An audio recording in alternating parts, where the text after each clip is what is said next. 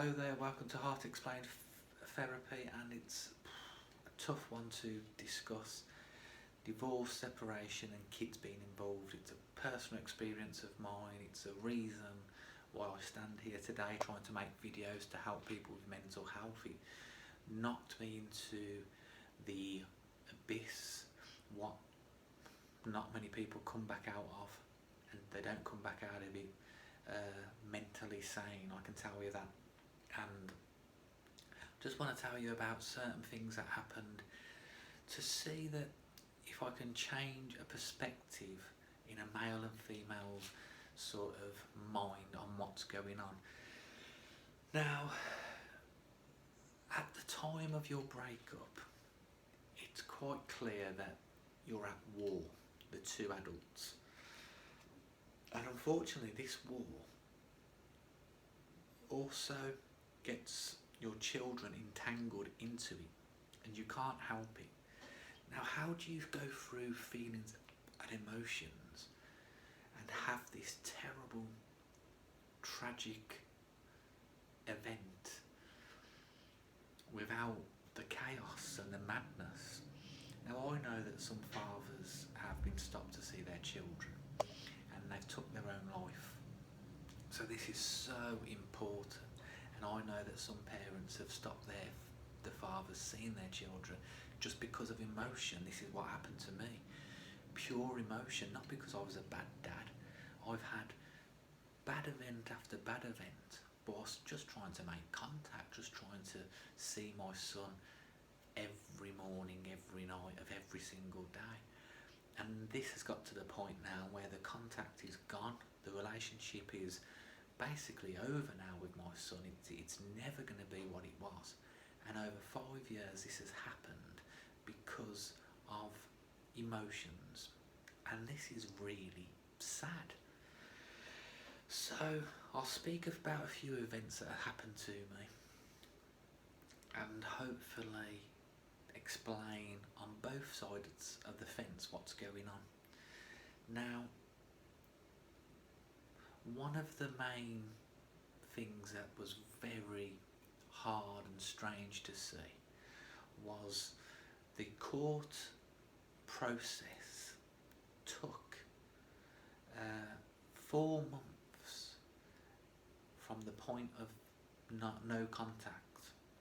The first weekend when my ex-wife said I wasn't going to see my son, I went straight to a solicitor immediately, within days, because I just thought it was wrong. I just thought, that, how is that even possible? How is it even allowed? I rang the police. The police said you can't do anything unless you go to court, and I was just like, I can't go round without something happening to me. Very bizarre, but it took 4 months. Now, first of all, let's look at that. I've gone to court within 2 weeks because of a speeding ticket in the past, but the lack of contact with my son lasted 4 months. And within that 4 months, you don't have contact with your son, who was 5 at the time. 5, the age of 5, I mean, any age of anybody is a vulnerable age. I know 50-year-olds who are at a vulnerable age where they need help, they need a friend. To lose contact after spending every day with my son for 5 years, to lose contact for 4 months, and him to even have the perspective that I don't want to see him, or it's because of him. This was shocking. This was devastating. So you've got to get the so-called court, the law on your side. Now, unfortunately, I had more rights than I ever realised I had.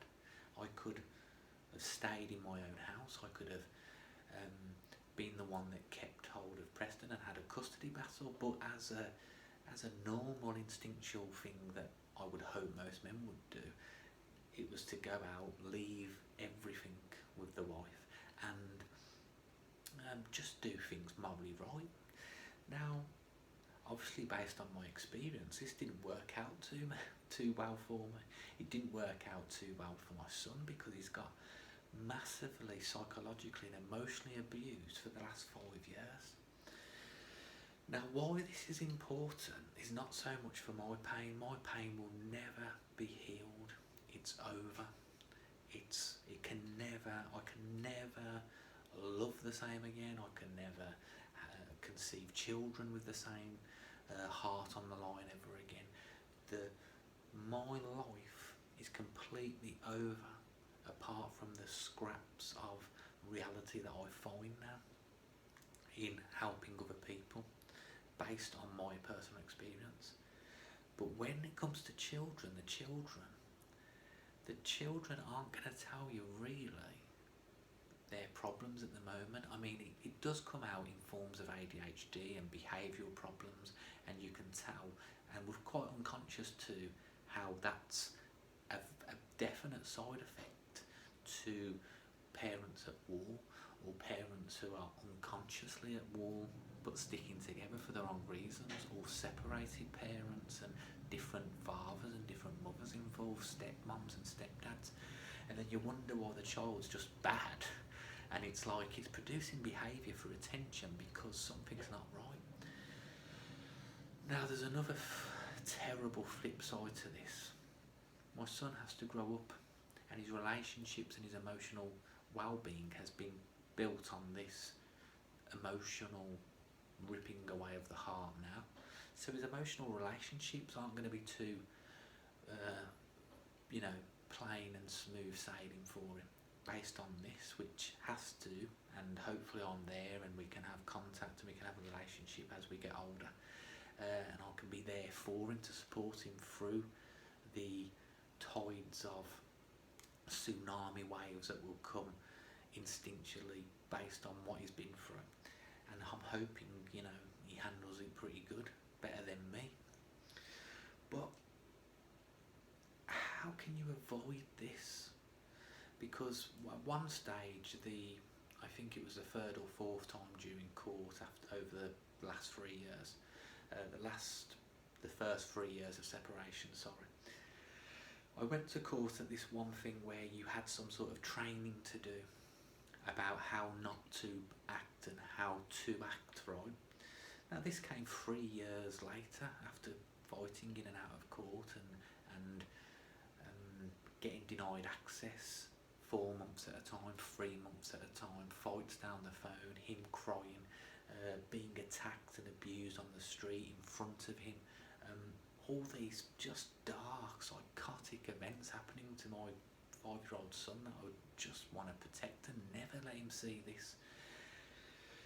Now, in this training pack, which came far too late, you had other men and women there, obviously not my wife, she had it separately to me, but other men and women that had gone through separation, and you had the unconscious mum who was like, yeah, my son's got ADHD and I'm not letting my dad see him because he's a useless thingy and blah de blah. And you've got to really understand that, of course, there's stories out there where dads are just not fit to look after the kids, and you've got to ask about the mum being fit to look after the kids as well. And this is quite scary, and it made me really look into the fact that isn't it funny that you need some sort of process to go and get a dog from a vet. If you just wanted to go to a dog's home and actually purchase a puppy or a dog, somebody would come out and check that you live in a good place to own a dog. They would check if you've got a garden. However, you can, two unconscious beings, toxic probably in the relationship, could have as many children as they want. It's like it doesn't really matter. No one's having any tests. Now this sounds like dark, flipping, futuristic sci-fi sort of stuff, but to me, there's unconscious behaviour in everybody to just naturally react instinctively. Now because of that, children are getting traumatised. Now as an adult you can get traumatised and you would do what most people do. You can drink, you can smoke weed, you can take drugs, you can go partying, you can go mad, you can lose the plot and sort of bury your head in the sand. You can actually give up on your children and give up on your kids because it's not worth the hassle.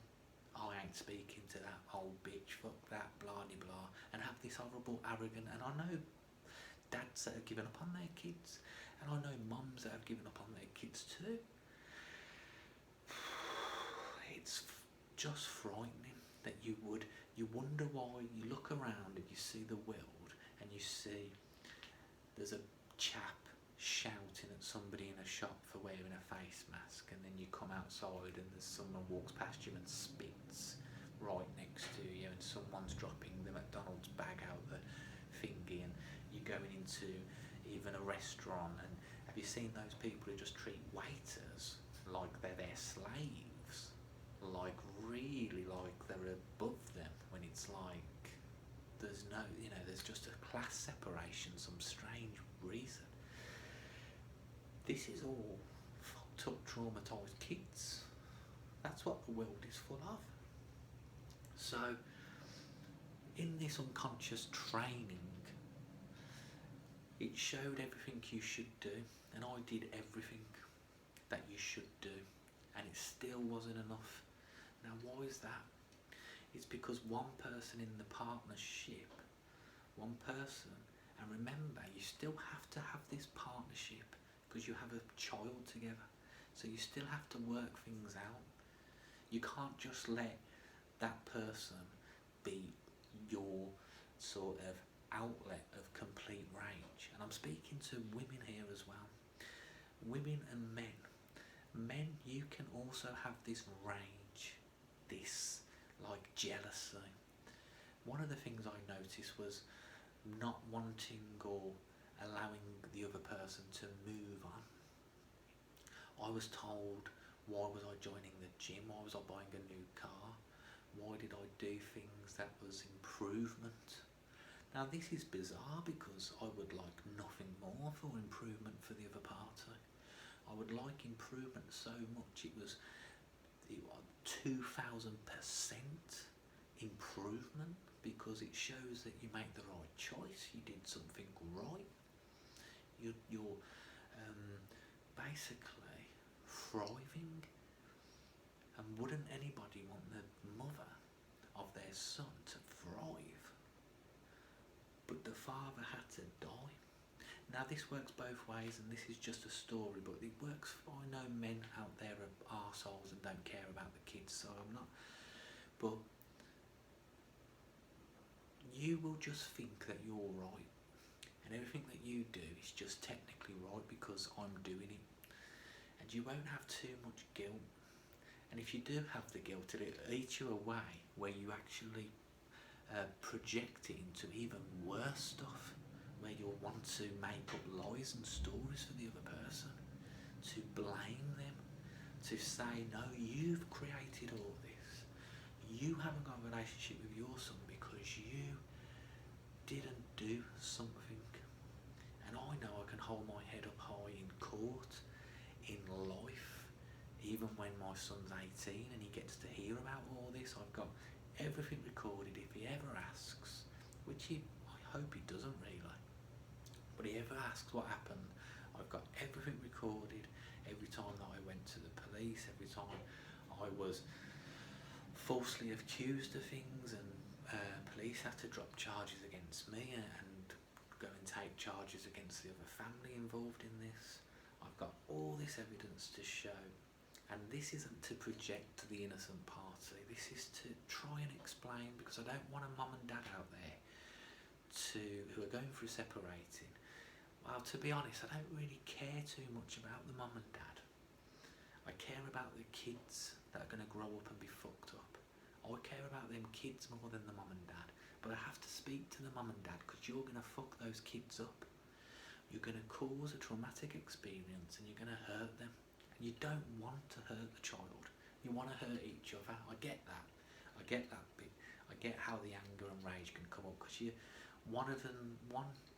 one person would have told the other person that they're insignificant, they're not in love with them anymore. That causes pain, and you've got to handle that pain as quick as you can and adapt when you've got kids. Because normally, what you would do is just go to the furthest parts of the universe away from each other, and that would be it. But you can't do that with children involved. There's certain things that I've experienced, even in court. Disgraceful. I was the one that on 3 separate occasions had to file for a court hearing to fight for just access to my son. 3 times the routine court order was broken. The final time, when it was the longest time as well of separation, the judge had a pop at me. Now just think of this. This was a rape victim being shouted at by a judge because she went out and walked up an alleyway at midnight wearing a miniskirt. Like that, you hear about these stories, don't you? And it's like, wow. And the instantly I got the court order, it was broken within weeks, and it's been broken ever since. And unfortunately, there's another thing here. As a mum or a dad, you might want to give up fighting. I think there's an instinct into you to fight initially, but when you hit sort of pains that just sort of elements that feel just too bad to really go, you just want to give up. It's like, why would I want to go through that again? Why? Like, I have a philosophy now where I would never go to court ever again, even though I would love to fight for full custody of Preston because of the emotional abuse that he suffered. I wouldn't like an experience in court based on the simple reason that a judge stood up and made the victim of all the abuse for 3 years, and the father who was trying to just protect a 5-year-old kid, he was told off based on lack of intelligence, unconscious behaviour from the judge. Horrendous. I would have loved to have recorded it to play it for you now, because it was just pure bollocks. And then that makes you give up. You give up on your own son. Can you imagine a world where someone makes you feel so devastated in your fight for justice that you're willing to give up on